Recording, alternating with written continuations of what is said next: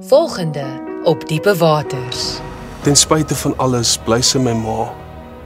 Asseblief beskerm dan net jou hart. Ma Charity se goue medalje gesteel vir ma se eie gewin. Wanneer gaan jy op om my te kruisig? Ek is baie ge-worried oor pa.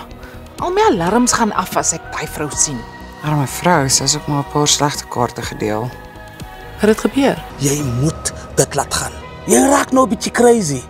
Elke keer wat 'n vrou in jou pa se lewe is, vind jy iets fout met haar. En ek is bevrees dis besig om haar huwelik nou ook nadelig te beïnvloed. Okay, ek wag vir jou. Okay, ek's op pad. Ek stap nou letterlik voor deur uit. Ma, Ek het vanmiddag hom gestop om hom te nooi saam na die langtafelete toe.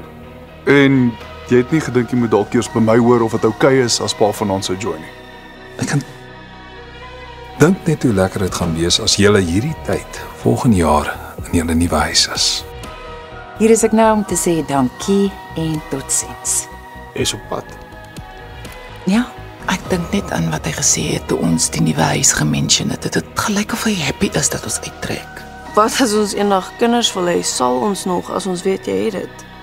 Jy moet toets. Gee my tyd om dit te proses. Jou besigheidsbrug lok baie belangstelling en ek dink dit het baie meer potensiaal as wat jy besef. Met jou netwerk en my besigheidsafrigting, ons kan baie ver kom.